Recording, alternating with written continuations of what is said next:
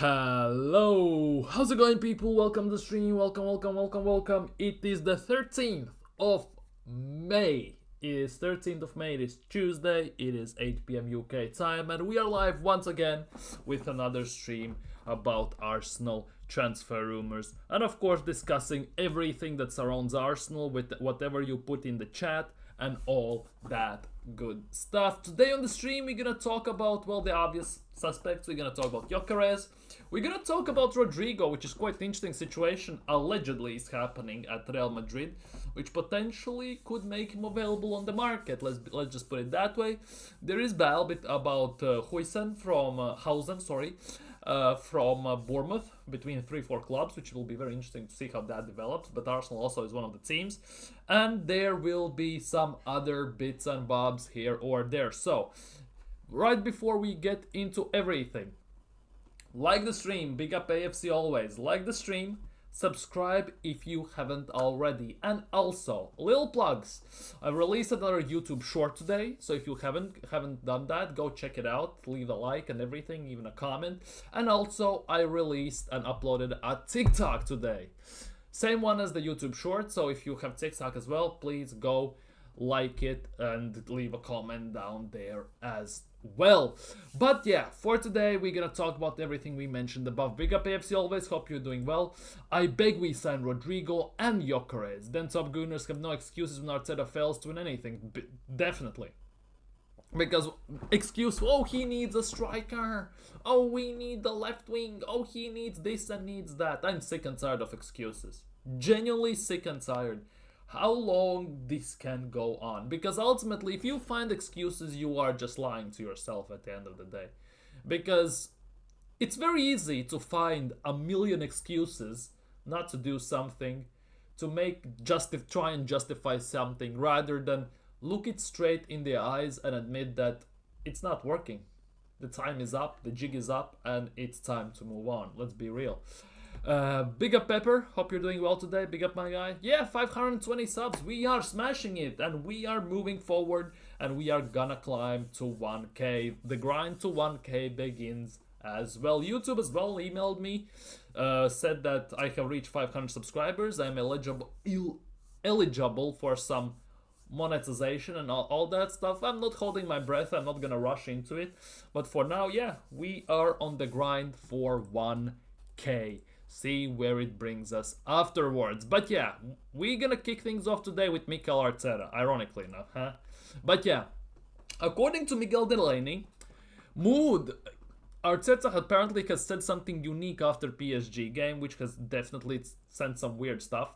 But anyways, the mood was naturally downbeat after Arsenal's Champions League semi-final defeat. Well, it should be, because we screwed it up at home and we screwed it up away to some extent as well.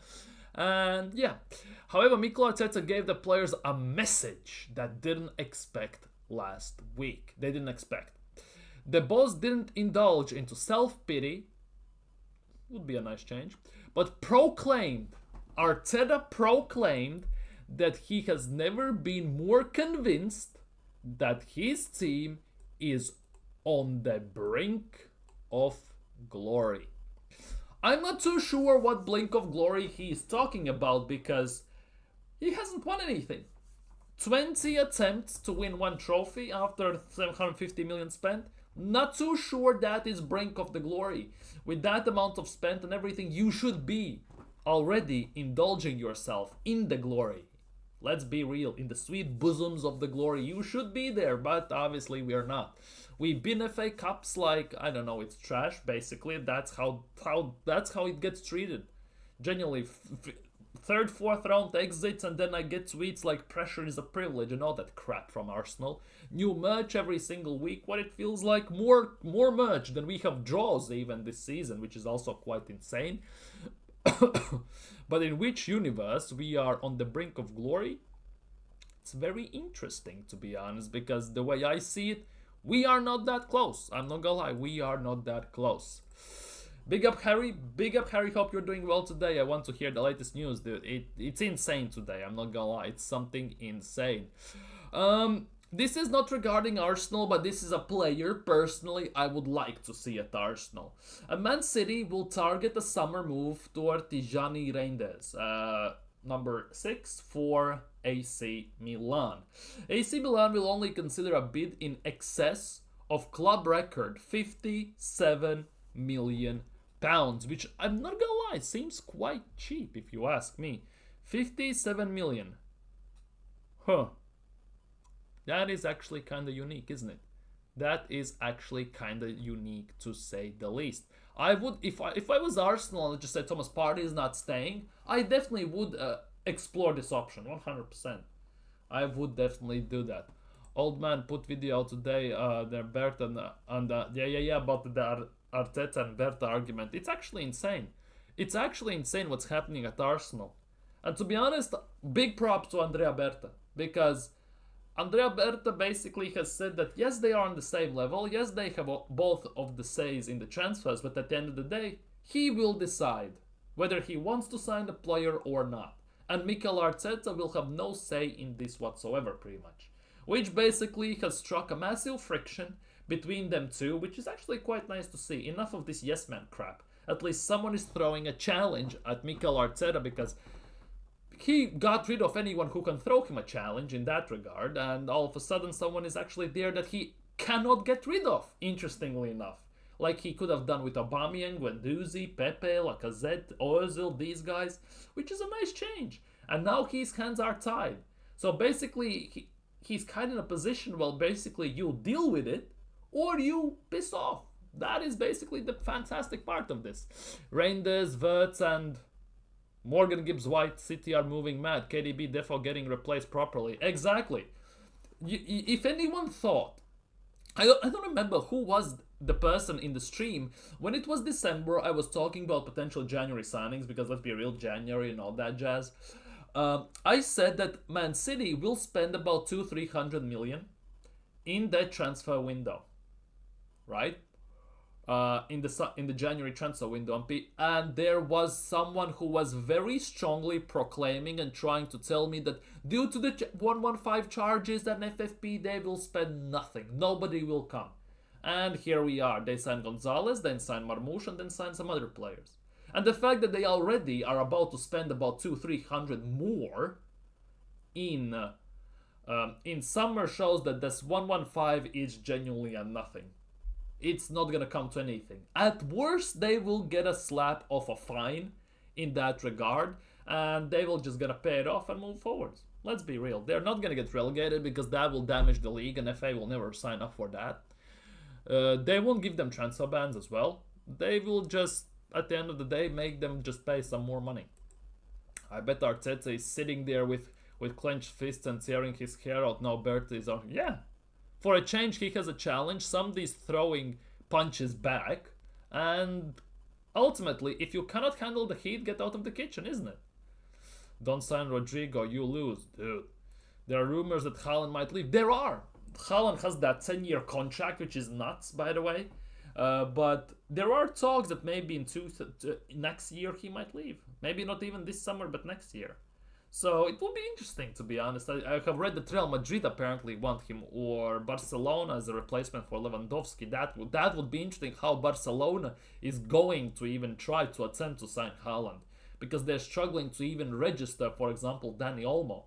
So that definitely will be kind of insane, if you ask me. Anyhow, on to the relevant stuff. Arsenal FC.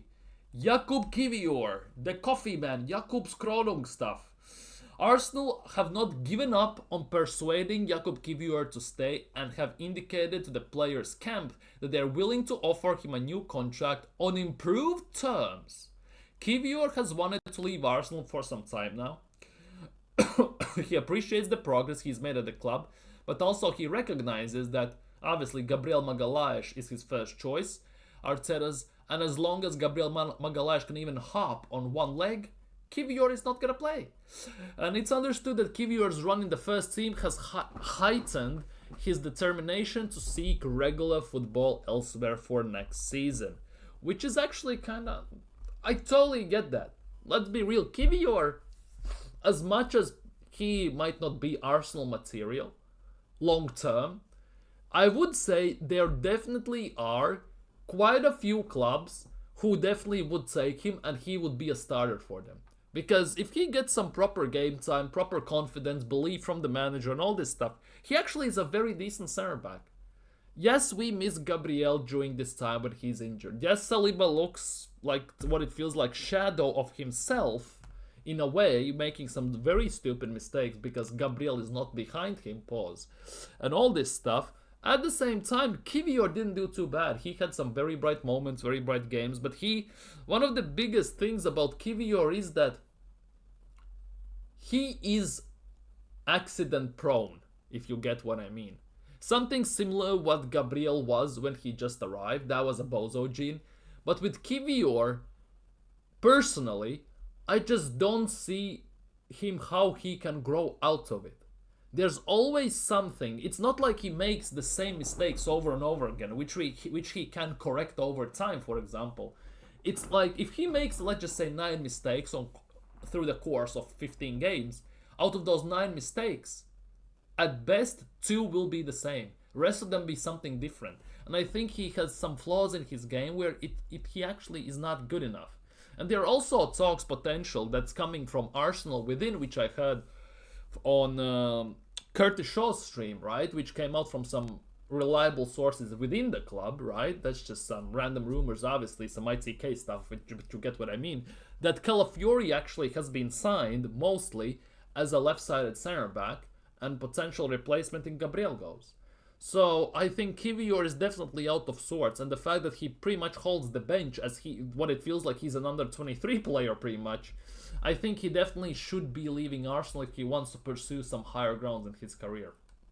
Lol, these broke Spanish clubs looking spooky. Yeah, to be honest, it's weird. All the Spanish clubs, oh, we broke, we have no money, and to be honest, to some extent they are broke, but they're not broke to extent they want to portray. Let's just put it that way.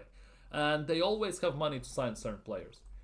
Kivior should go to Palace. So he would be very good at Palace. For example, if he goes back to Serie A, right? For Napoli, he would be very good. I'm not gonna lie. For Roma, he could be very, very good. Like, let's just say he cannot play for Inter or team like that, but there would be teams definitely where he could actually be a very, very solid center back. Because Kivior in a 3 at the back formation as a third center back, one of the 3, is very good. Similar like Calafiori, I think. Like in a 3 at the back formation where there are 3 center backs, he's very good, just like, for example, Ben White. As soon as the formation switches to a 2 center back formation, they get exposed. Palace will need to replace Gehi. They should buy Kivior. Maybe that could work for them 100%. Maybe you can get some money out of them. Yeah. Viktor Gyökeres. This is a weird one because Viktor Gyökeres is all over the place regarding Arsenal right now, and it's one of the hot topics for Arsenal. Apparently, he's the main priority as well. So it will be very interesting to see how this develops. The issue with this is, I have one issue with this. Knowing Arsenal and how this sounds, if the deal and if the situation seems too good to be true, it's actually too good to be true. There's something wrong with it. That's how I see it. Because the more and the harder you are getting linked with a player, there is something that puts you off. And at the moment with Gyokeres, there is something that puts me off. Yes, and one of the biggest reasons why there's a friction between Arteta and Berta is the fact that Arteta wants Sesko for some weird goddamn reason, and Berta wants Gyokeres, obviously. And it is what it is at the time. They're gonna butt heads over many things, I would assume so. But the deal somehow sounds too good to be true. And that for me is a very, very annoying thought. Not they are broke, waiting for contracts to end, can't even spend 50 million on defender. Back in the day, those guys would have spent like... No, yeah, that's the same. When they had this Spanish economy kind of broke and everything, many clubs basically went down under. Valencia was one of the prime examples. Remember what Valencia used to be? They got hit hard, awful owners and everything, and they were scraping, barely staying up. They were scraping mid-table barely, and now they actually are somehow slowly are kind of have climbed the tables a bit, but at the same time, it's the same owner and they still want him gone. There are many clubs like that, and hence why I think there are many release clauses as well in the players' situations, because every single player by La Liga rules are mandatory to have release clauses in their contract, which obviously, on one hand, protects the club, right? On the other hand, it screws the club, because if you set the release clauses too high, nobody's gonna buy him, he's gonna leave for free. So sometimes I wish that those release clauses would kind of apply to certain players only, not everyone. Many people are saying Gyokeres is not good. Why do they want Sesko? Dude, there are many people who want Sesko, and it's really annoying and it's really, really weird. I don't want Sesko as well. Let's just say that. If we signed Sesko in 21-22 season, the second season we finished 8th, and we went from there, I would be cool with that. But in this current situation, this current stage we are in right now, signing Sesko would be basically Arsenal openly admitting that they have screwed up the process, Arteta has failed, and we kind of have to start over again. And knowing Arteta and everything and this club, they're never going to do that. So I think they will try and make it look ambitious and go for it. But for me, the biggest worry is, if the deal sounds to be too good to be true, it probably is. And there is a very big scenario where actually we might not even get Viktor Gyökeres, because Gyökeres has said that he wants Champions League football. And I'm a strong believer in the fact that if Amorim stays at United, if he wins Europa League, and they get Champions League, if at the moment, for example, it's like 80-20 that Arsenal are gonna get him, right? I think the narrative shifts to kind of like 60-40, 50-50, something like that. I strongly believe that Gyokeres kind of wants himself to play under Ruben Amorim as well. Sesko is too similar to Kai. Why have the similar profile? Exactly. They might as well sign Sesko in the first place instead of Kai Havertz. Like 95 goals in 100 appearances. You can't. Exactly.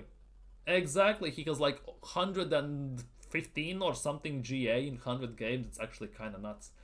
I don't think he goes Man United if Amorim's future is uncertain. That's the thing. Amorim's future is very, very unclear at the moment, because there are talks that he could get sacked. There are talks that he will be back no matter what.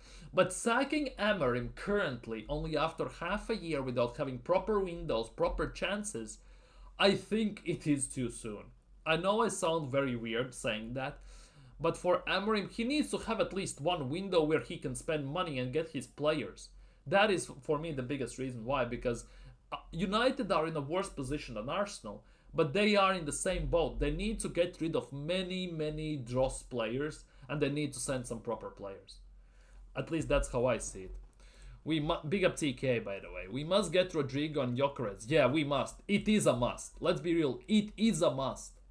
We must get Rodrygo and Gyokeres without shadow of a doubt, because that actually would show the ambition. One Gyokeres or just one Rodrygo is not enough. For me personally, we need to sign multiple players.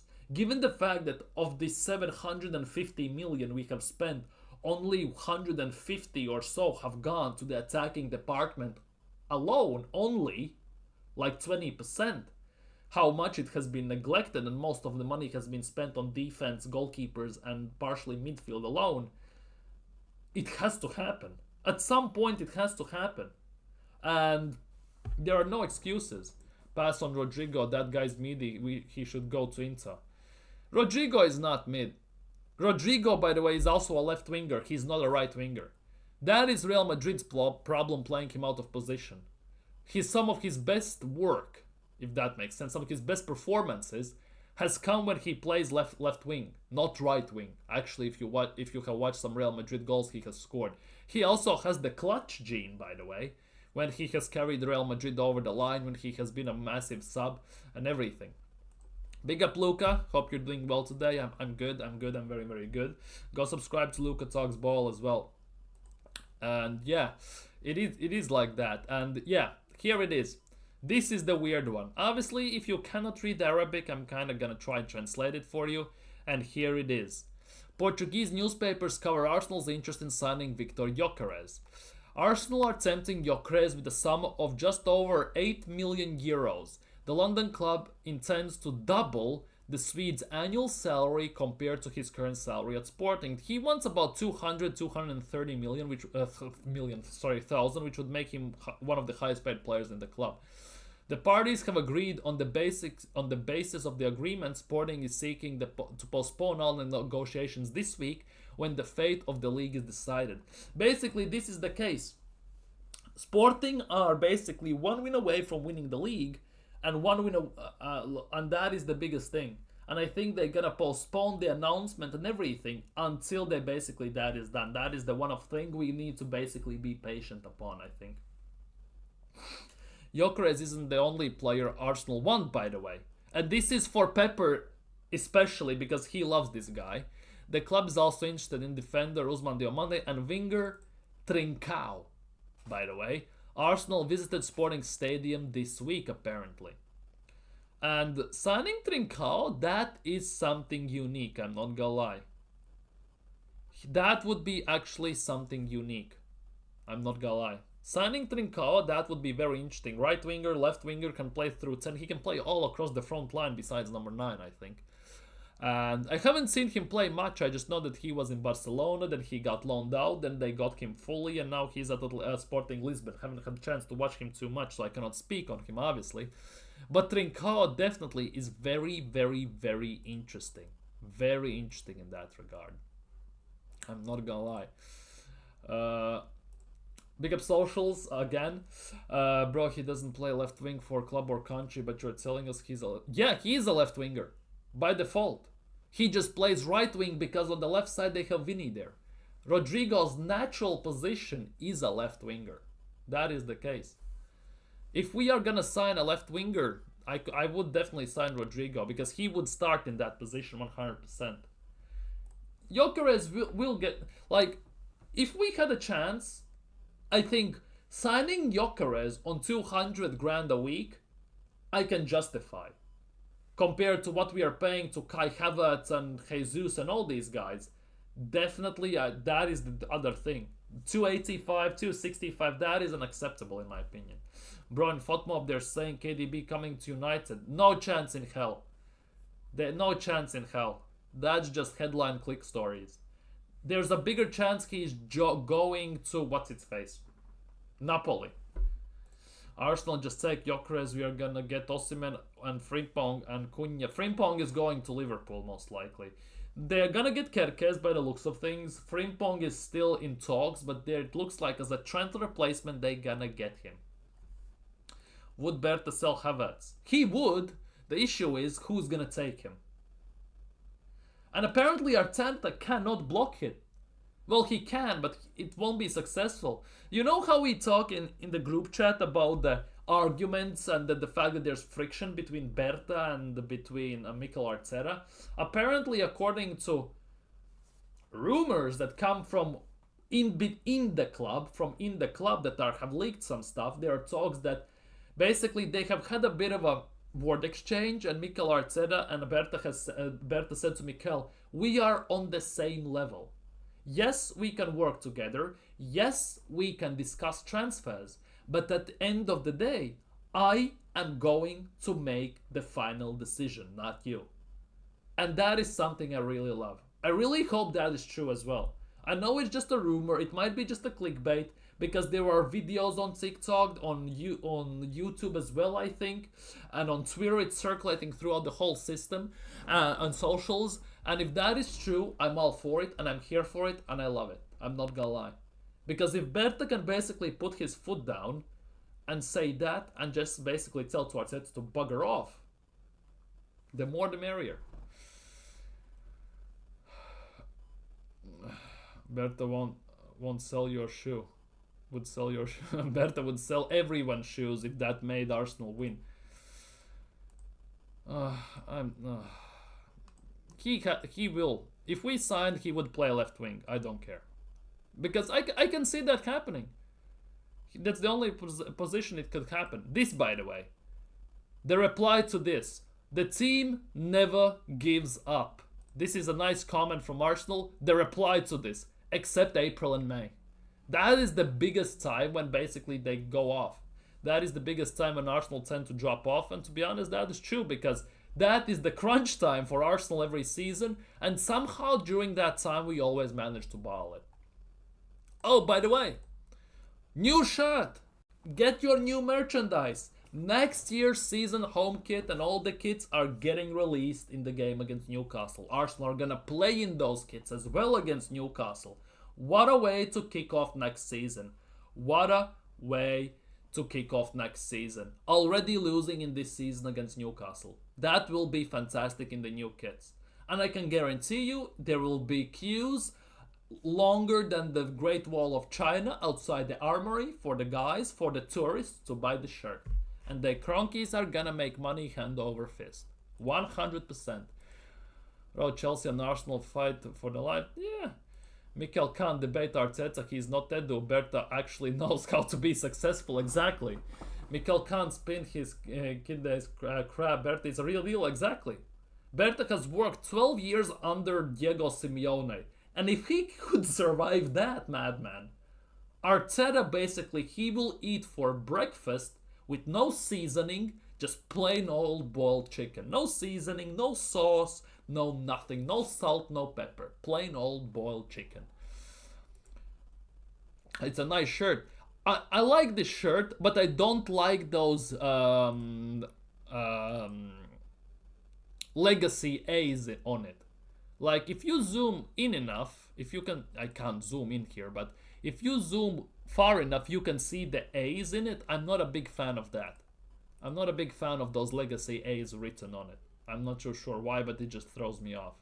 Bro, why are Arsenal shirt every year look alike? Well, home shirt always is that case. The biggest is the away shirt. That usually tends to change. Home shirt more or less is the same. It's like basically a trademark. The engraving. Yeah, I'm not a biggest fan of those. I'm not gonna lie. I'm not the biggest fan of those. So, I don't know. It might be just my preference and everything, but it is what it is.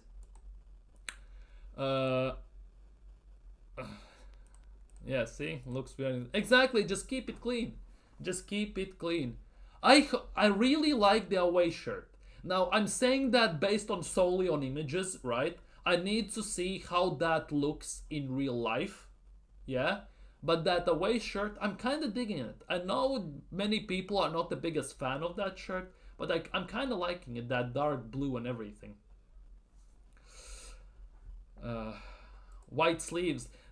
Yeah, white sleeves definitely are a must. You need to look at the new Galatasaray kits. My goodness. They're good or they're bad?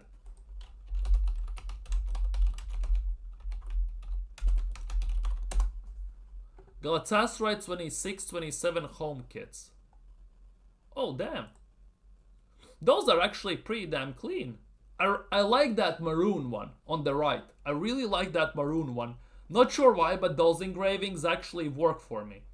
That maroon one is really nice. That one on the right. That one. And of course the 4 stars help that as well, of course. But yeah.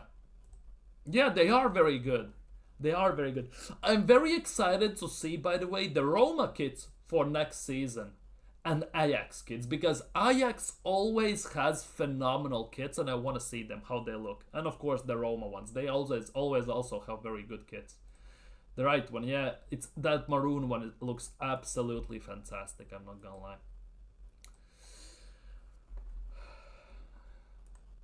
But it's Puma. Oh my goodness. Now we're gonna debate over these things. Might as well put Kappa on it. Don't care. It looks nice. You need to look at United. How do United kits look for next season?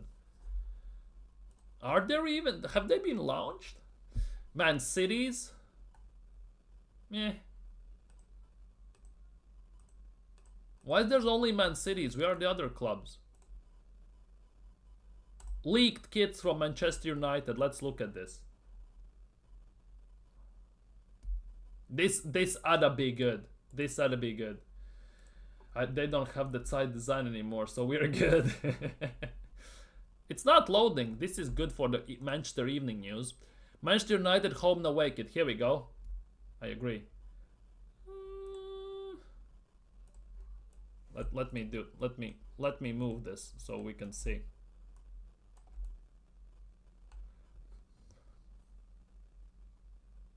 I like the white one. Well, that's on him. I like that purplish white one. That actually looks kind of nice. Otherwise, the red one, it is what it is. The Snapdragon sponsors, man, you have fallen so far from grace. You know, the Chevrolet's team viewers and all this stuff.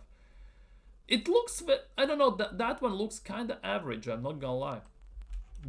I like this purplish white one, but otherwise, not the biggest fan, I'm not gonna lie. Yeah. I don't like how people change, how clubs change the logo on away kits. We do the same with the cannon. Yeah. Like why do this? Like, it's weird. It's generally weird. But United wasn't a red club to begin with. Our red and white sleeves will always be kings of red kits. Yeah. I get. Yeah.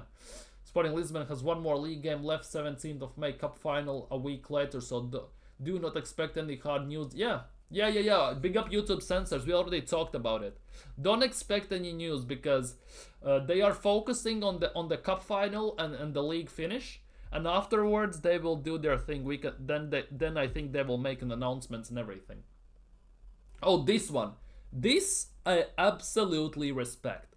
The Liverpool players are enjoying themselves some time together on a yacht in Dubai, drinking beers and eating a buffet. This is after winning the league.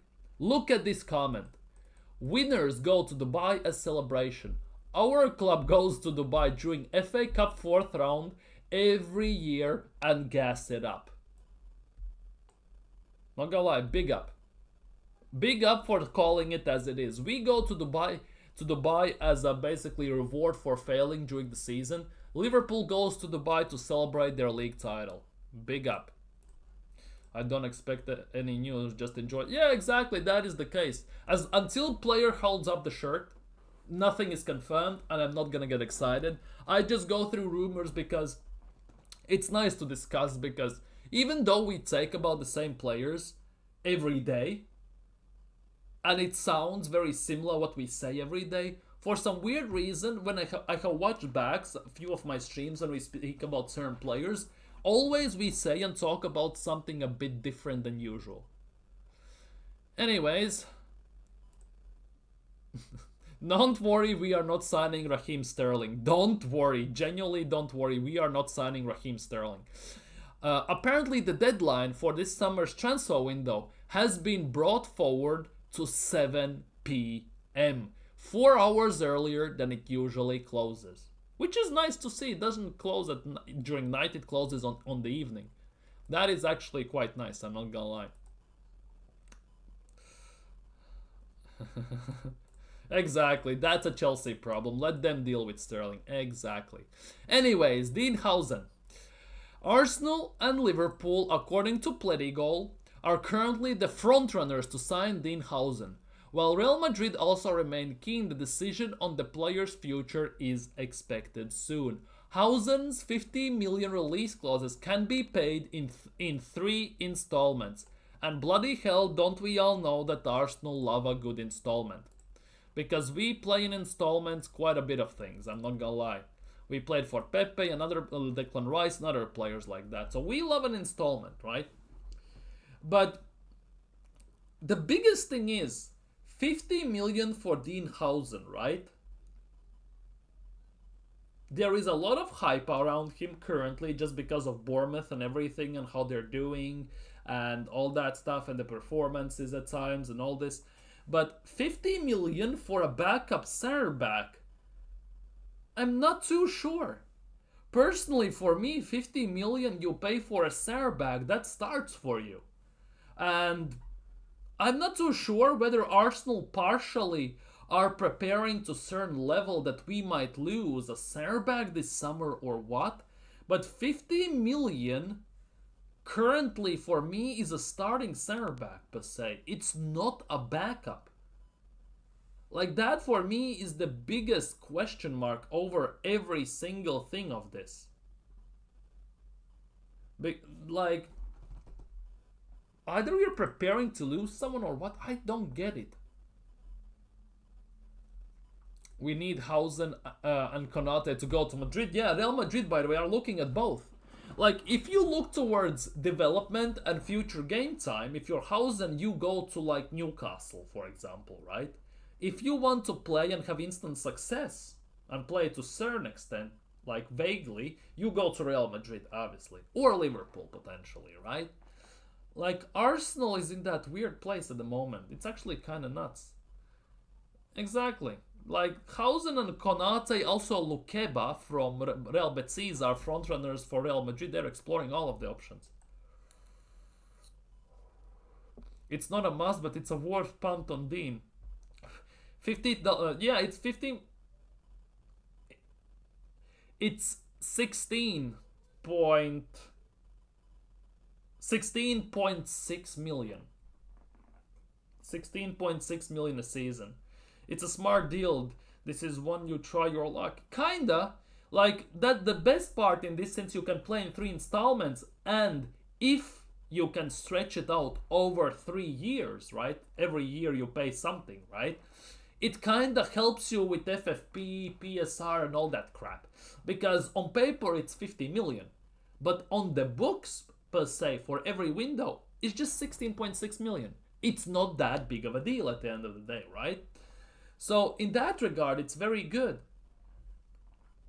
But you need to play him. That is the biggest thing. And knowing how Mikel Arteta loves to rotate no one whatsoever, that for me is the biggest issue.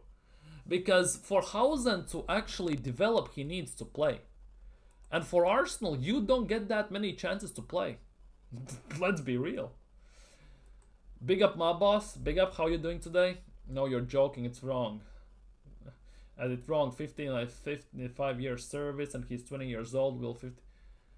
In that regard, yes. In that regard, yes. If you can pay it over the years, but if it's like, for example, year and a half, where basically every single half year you pay 16, that means in 1 year you pay 33 again. So that's a bit more, of course, again, already.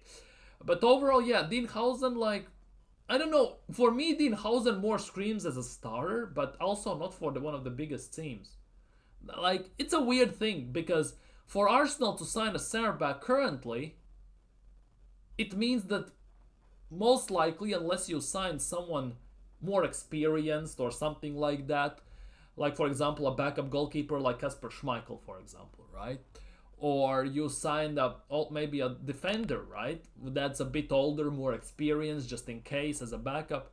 Signing someone like Huijsen kind of screams for me like they're preparing to let someone go on very soon. Very, very soon. Because that would mean that they need that somebody is gonna leave on very short notice. And that for me is the biggest thing here. To be honest, Chelsea and Newcastle is better place for him to play. But yeah, obviously, yeah. Newcastle 100% in my opinion is the best decision and best place where he can go. Without shadow of a doubt in my opinion. Now, if we look afterwards of that, Chelsea is the next one. But Chelsea, even though they're top 6 at the moment, they're still a mess, right? So you never know. They change managers. They give basically prison sentence contracts and everything. It's not the greatest of looks, is it? At the same time, they want to get rid of Disasi, they want to get rid of some other players, so potentially signing Huijsen, he would actually play every single game. You would assume so, right? So that actually for them would work quite nicely, I'm not gonna lie. But obviously, if he wants Real Madrid, and to be honest, given the situation that Real Madrid want to get rid of, for example, Militao, they want to get rid of Alaba, Rodrygo is getting older, he will get his time eventually as well. So for Real Madrid, he might not get the start instantly, but if he doesn't prove himself basically from the get-go, he also will be gone very quickly. Question, who is better, Huijsen or... I assume you mean Joel Hato. But Hato is more of a left back, Huijsen is a center back. 2 different positions entirely in my opinion. So that's a bit different one. If we talk about center backs, I don't even know. Haven't seen from Hato enough. Maybe I have seen from him as a left back more than from center back, so I cannot put a full judgment. If I was in a position where Arsenal need to sign either Huijsen or Hato, right? I'm picking Hato any day of the week, right? But then again, Arsenal need attackers and midfielders. We are going for defenders once again. So it's a never-ending story. But there is no shadow of a doubt. But Saliba needs a backup. We need a new left back as well, because we cannot keep rolling with Miles Lewis-Skelly given the fact that Tierney is leaving. Kivior, it doesn't look like he's going to play left back. Zinchenko might be leaving, so another left back option is gone, although I never want to see him there. And on top of that, Calafiori might be playing, but he's injured too much. Maybe he apparently is a Gabriel replacement as a backup as well. So there are lots of things coming into this. It's a weird situation. Big up Hyper Protagonist. Big up my guy. Bro, United maybe gonna get Joe Bellingham and Javi Simmons. That actually is kind of nice for you, I'm not gonna lie. That actually is kind of nice. The issue with United is, though, they kind of ruin players' careers, and going there as Javi Simmons might not be the best thing. No offense about ruining careers, but the track record kind of stems for there. You know, Depay, Di Maria, Lukaku, and players like that. Huijsen, we just try our luck. It works, doesn't there? Yeah, there are the targets, definitely. There is a player in Huijsen, not denying that. 100%. He actually could hit it quite properly. And if inevitably we have to basically let off Saliba go to Real Madrid, or the bid for Gabriel comes from Saudi and he actually goes for some weird goddamn reason, right? If Arsenal decide to sell, Huijsen actually could step in. I don't think Huijsen actually could step in my opinion, in that regard. Here is another one.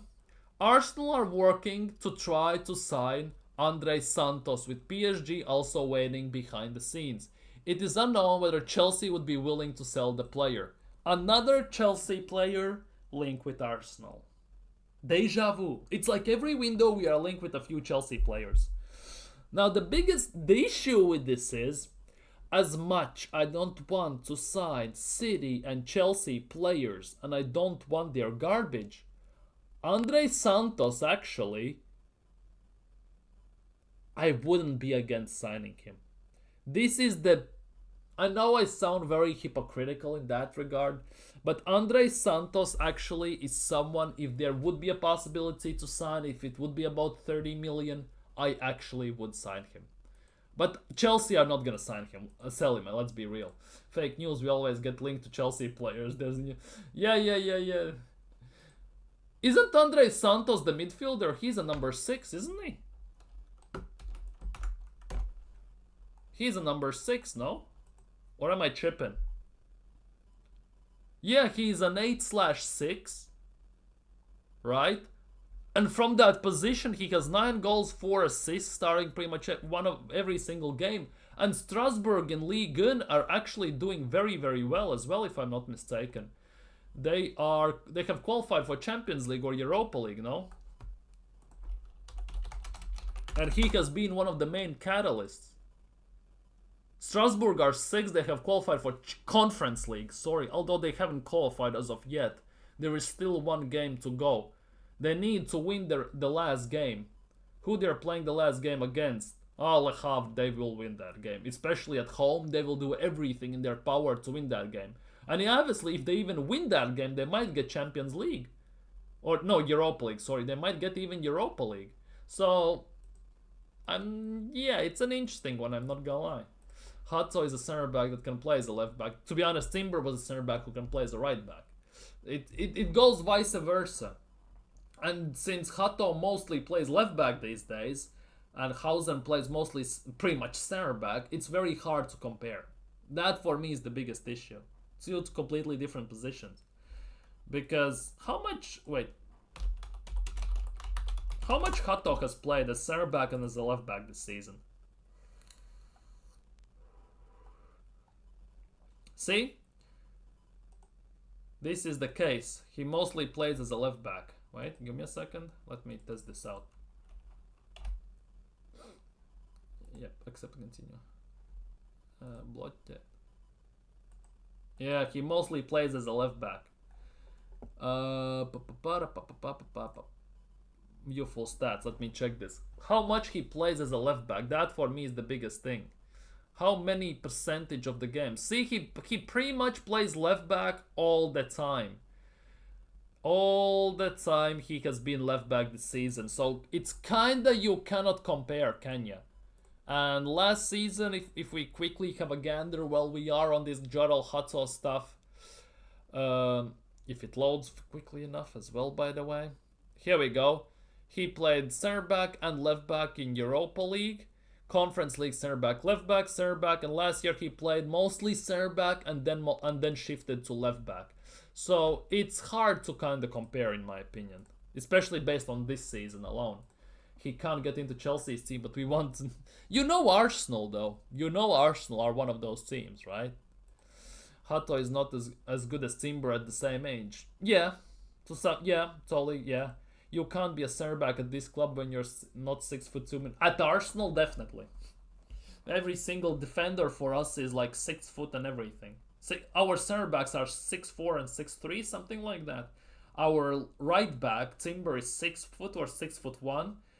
White is 6'2", 6'3", if I'm not mistaken. Only midget in our defense is Skelly, who's like 5'10", 5'9", something like that. Like, it's actually kind of nuts if you think about it. Anyways, more on Hausen. Arsenal, Liverpool currently in pole position. Real Madrid are waiting. Here we go. Rodrygo. According to Marca, so you have to take that with some pinch of salt. Rodrygo reportedly refused to play in the El Clasico, by the way, on the weekend and would like to leave Real Madrid. The Brazilian feels in the shadow of Bellingham and Mbappe. He feels he is not being valued and has been confined to his home for the past few days, upset by his situation. This sounds like a crybaby situation that Gabriel Jesus had at Man City. Remember the Champions League game where he was about to start, he expected to play as a striker, and then he got benched. Zinchenko played as a 9. He went crying to his hotel room, called his mother or grandmother, and said that he wants out of the club. This sounds very similar to that situation, doesn't it? I'm not gonna lie, this sounds very, very similar to that situation.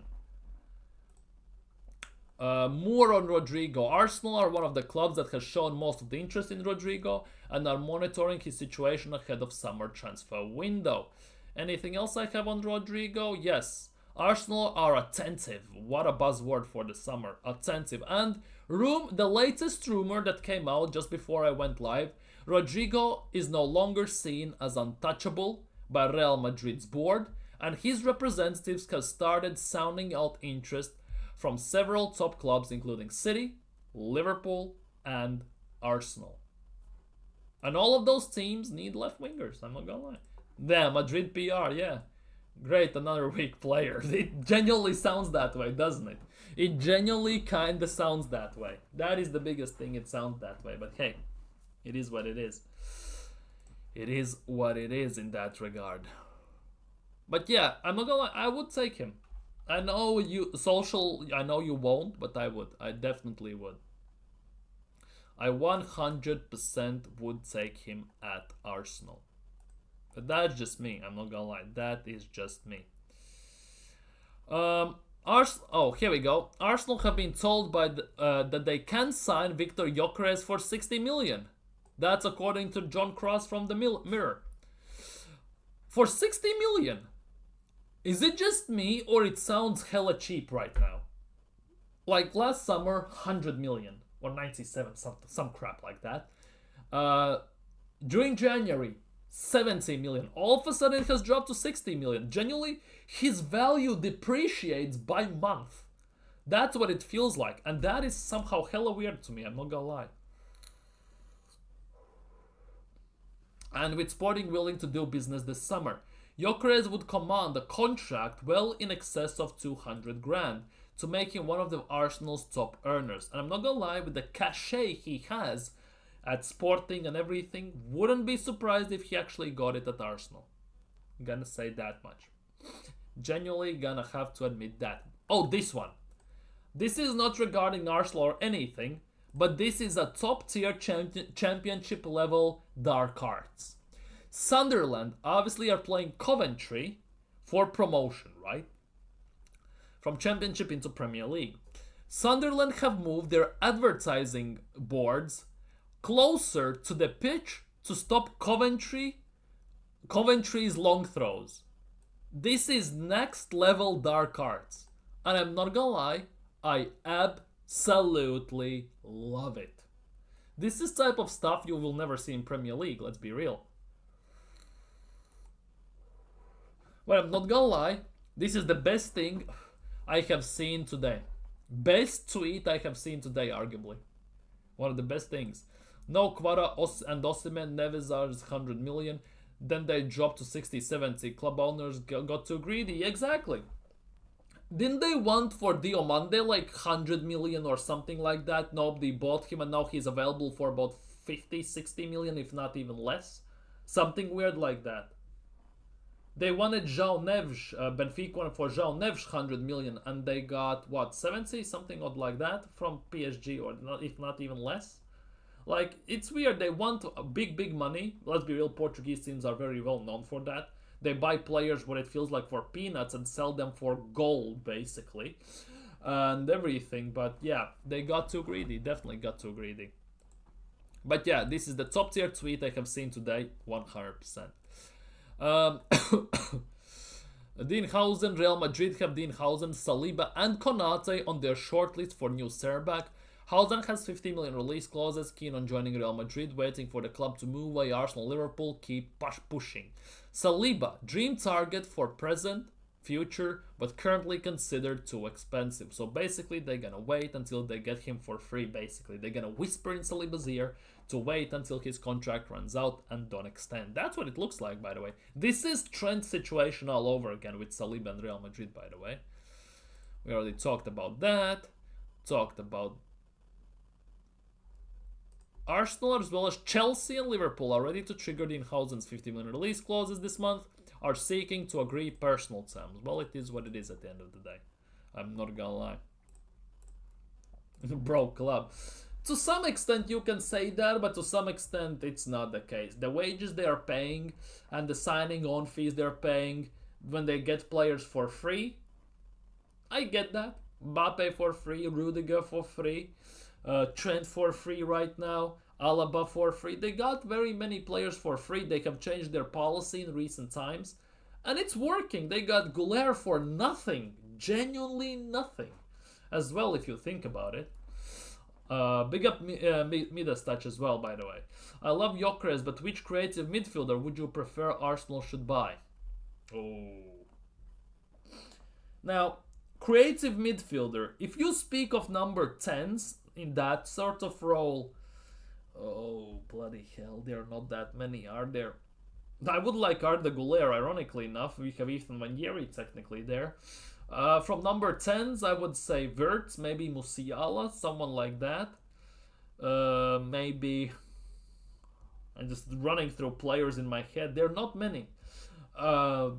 Really. Maybe Javi Simmons, but I'm not very convinced about Javi Simmons still, for some weird reason. I kind of can't put my finger on it, but there is something that's really like at the back of my head making me uneasy about him. And if you talk creative midfielder as a number 8, then we can have discussions. Genuinely. Well, for number 10, Florian Wirtz as well. But for number 8 for creative midfielder, there are lots of those. I would have loved for Arsenal to sign Vitinha, but obviously PSG have him. Barella, maybe. Who else is there? Like proper creative midfielders. Just thinking they're very interesting one because you need someone who can do both things: push forward, come back, spread the ball, pause, and everything. So they're very hard to get and come by. That left side has been screwed for Arsenal since Xhaka left. We have spent 150 million to replace it, and we still haven't, which is the most weird part in the world. Like thinking about it. Bro, these guys buy all fancy clothes and have no food in the fridge. Basically. Simmons went from Barca, PSG, Leipzig. He ain't that guy. He ain't that good. Yeah, he was at Barca, PSG, RB Leipzig. He was at PSV on loan as well. He was fantastic there. He's very good for what's his face, for RB Leipzig, but he's going all over the place and nobody wants to buy him at the end of the day. I know PSG want like 70 million at the time, wanted for him and stuff like that, but he's not worth that money. You more at the moment, if you pay 70 million for him, it feels like it's Leipzig tax, as Social is saying. It is also that you pay for the future project because he's very young still, and you pay about the current hype that is surrounding him, basically. Should Arsenal hijack Cunha? Remember, it should be a realistic target. I can deal with Cunha, but only under one condition. We still get a striker and a left winger. I think Cunha for number 10 and everything could be decent, but I still believe we need more in attack and much more, because our attack, I won't accept us signing only a left winger or only a striker or signing some subpar players, because that position, it has been neglected for 3 goddamn years. We have the same attack for 3 years. Well, 2 if you count Havertz moving there. But Havertz was signed as a midfielder. Mikel Arteta's words himself, he said that in an interview. So if you exclude that, we have had the same attack force for 3 years. And Jesus hasn't been there for 2 of them. So we need new blood in the attack overall. It's just simple as that. We need a lot in the attack currently. AFTV, like, I have no problem about winning about new home kit, but this statement is really bugging me. Feeling excited for the new drip to drop gunners. New drip, go buy merch. How about you win me a fucking trophy? It's been 20 bloody years, since 22 years since we won the Prem. It's been 5 years since we have won an FA Cup. It's been 30 plus years since we have won a Carabao Cup. We have never won Champions League, and you're more focused on this drip. Big up Peppermint, by the way, tweeted straight under it. How about win me a damn trophy? Big up to Pepper for tweeting that under there. Like, utter and total disgrace. More excited about Paris Fashion Week than trophies. Utter and total embarrassment, if you ask me. Anyways. Any news? Any new news?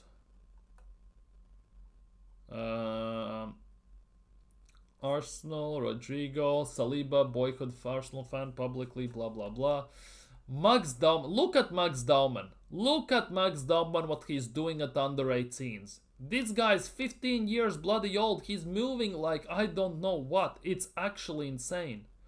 That guy is unstoppable. Seriously, unstoppable. I want to see him in under 21s next season. I want to see him there. I want to see what he can do even at a higher age group, because he's just too good for under 16s and under 18s. I want to see him in under 21s, and if he's good enough there, even with the same numbers more or less, I want him in the first team. No, just loads of clickbait. Basically, that's what it looks like. Andre Santos, Hausen. Arsenal's potential starting 11 of the 25-26 season. Do you think this team is good enough to win the Premier League? So, Saka, Gyokeres, Williams, Rice, Zubimendi, Odegaard, Kelly, Gabriel, Saliba, Timberraya. Straight answer, no. Telling you that right now, this team specifically that's in this picture is not good enough to win Premier League. For, well, 3 reasons. First of all, that midfield looks hella weak, let's be real, physically. Nico Williams is a hit and miss player for me, personally, because he's fantastic for national team. For Bilbao, he's questionable this season. Oh, but he has won many man of the matches. Yeah, because in La Liga, it's a fan-voted man of the match, hence why he wins it most of the time. And third of all, unless we fix the bench and have proper rotation, replacements, and backups, it's not gonna happen. Just let Max play quietly. We'll see him in 3 years. Yeah. Exactly. We'll see him in if he's good enough and he can prove himself, we will see him in the first team in 2-3 years. Hopefully Arteta is gone by then. Because I'm already worried that Mikel Arteta is gonna coach out the personality of the, let's just say, the swagger that Skelly possesses. He's gonna coach out the ability of Wangieri to move forwards and all this stuff. He's gonna ruin them, and then Max Darwin is gonna come up and he's gonna ruin him as well. Like, that is one thing I definitely need to have happen by then. The Arteta gone. Starting 11 don't win you leagues, exactly. But that's what Arteta thinks it happens. Because there is no other excuse that you neglect the bench signing proper backups and you use the same 11 pretty much game in, game out. Plus minus 1-2 rotations at best. And the worst part is when someone gets injured, your bench is so screwed up that at the end of the day, right, you instantly panic. And you, instead of making one change or two changes, you instantly make 3-4, which unsettles the team, ruins the balance, ruins the tactics and everything instantly. Like, seriously. Like, what manager operates under these circumstances? Oh wait, Mikel Arteta does. Nothing new here, right? Martinelli has never lost a match across all competitions in which he has scored for Arsenal. 45 matches, 37 wins, 8 draws. I assume that is this season. What a trophy for Arsenal. It is this season, 45 games. No, no, overall. 49 games. What a trophy for Arsenal. Never lost a game when he has scored.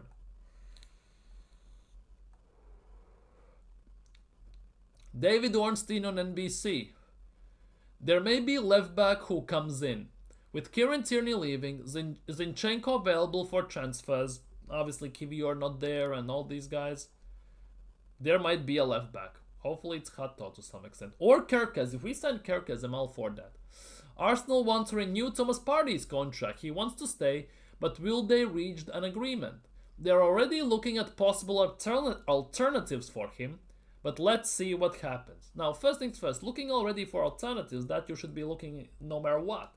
But I'm not too sure. Like, for example, I wouldn't be against Partey staying for one more season and we sign, for example, a 22-year-old, a 21-year-old number 6 who can be Partey's understudy. For example, I wouldn't be against that. Now, what is Fabrizio tweeting these days? Real Madrid, Napoli have Napoli are signing Sudakov. Potentially. 35 million. Sudakov is a very decent player. And going to Napoli actually would be a very good move for him, I'm not gonna lie. Former Ballon d'Or winner Cannavaro has been approached by 2 top clubs in Mexico in recent days. Well, that's a thing and a half. Barcelona, Marseille, Huijsen, Rodrygo, Huijsen, Frimpong, Ancelotti, Frimpong, Ancelotti. I swear he tweets only about like 4 players. Huijsen, Frimpong, Ancelotti and Rodrygo. And maybe Jonathan David. That's about it. Like, get a life. Stop farming clicks and money.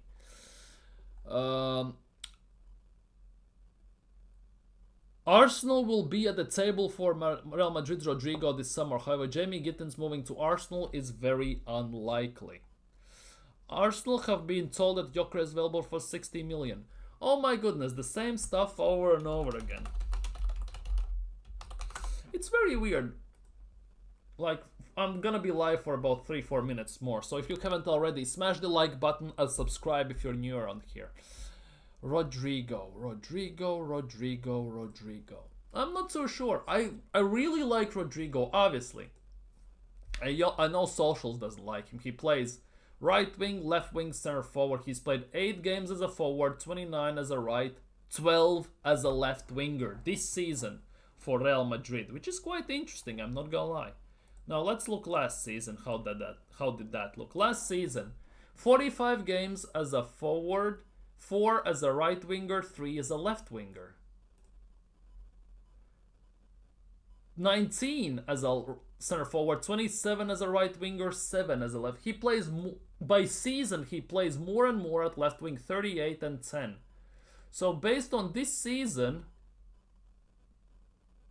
come on, load faster. I hate when transfer mark basically is so slow. Here we go. He has played 50 games this season in all competitions. He has played 25% of the games as a left winger. He has played about, I would say, 60% as a right winger and 15% as a center forward. So he plays left wing quite a lot. As a left winger, he scored 2 goals in Champions League. Left winger, he scored against Espanyol. Left wing, goal and assist. Left wing, goal and assist. Left wing, goal and 2 assists. So he pretty much farms points when he plays as a left winger, actually. Wait, let's look at 1920 season. Was he a right winger? I swear he was a left winger. La Liga and everything. 8 games, left 20 right. I need somewhere in Brazil when he played. I want to see this because I'm now curious. Because for me, he's a left winger. Here we go. Brazil. 27 games as a left winger, 4 as a right winger. He's a left winger. Left wing, 3 games, 6 games in... Bruh, that's way too little. I'm not gonna lie, way too little. Fabrizio tweets, that's what it feels like. He's been trying to sell what's-its-face Jonathan David for about 3 seasons now. Tweets about him every single transfer window, still hasn't been sold. Now he moves for free. Like, it's weird. I learned Man City is trying to sign Wirtz, yes, and Reindeers from AC Milan. Yeah, if that happens, City will be back next season without shadow of a doubt. Nobody would expect anything less from City and Pep Guardiola, let's be real. He's just too similar to Trossard. We need devastating speed with good ball carrying. Well, Rodrygo has good ball carrying, very good tech, very good long shot, good decent pass. He's more of a goal scoring winger, and that's something we definitely need. With good ball carrying and real wide player. We don't play inside forward for this guy to work, and he's weak. Well, it does, man. Everyone's weak. For our wingers are exceptionally weird these days. Arsenal need more than Zubimendi in the midfield. Yeah, Zubimendi is not enough. With Zubimendi's signing, and if Partey leaves, right, our midfield arguably has gone weaker. I'm not speaking about technical attributes, I'm speaking physically, without shadow of a doubt. If he was explosive as Alexis, I would back Rodrygo, but that is thing. He doesn't have the pace on that regard, but he has abilities, and he has massive abilities for clutch abilities. That's something that many Arsenal players don't, and I still believe he would be very good at Arsenal. Like, I guess we will have to agree to disagree on this one, by the way. We'll have to agree to disagree, because let's be real, we're never gonna agree on these things, because if I'm not mistaken, you want Nico Williams. I don't want to see him near Arsenal, because for me he's like a Martinelli or something like that. He has more pace, but otherwise he just reminds me of Martinelli. More pace, more tech. He can cut in, and maybe he has a better long shot arguably, but overall he's just like Martinelli 2.0. And for me, Rodrygo is a better option. For you, on the other hand, you prefer Nico Williams to Rodrygo, so we are vice versa in that regard. We'll have to agree and to disagree on this one, I guess. But yeah, totally understand that you don't want Rodrygo. It also depends what's gonna happen. For example, if Mikel Arteta for some weird goddamn miracle walks this summer, right? It completely changes everything, doesn't it, right? The players who we're gonna sign, formation, tactics, style, the players we need, it's gonna change absolutely everything instantly.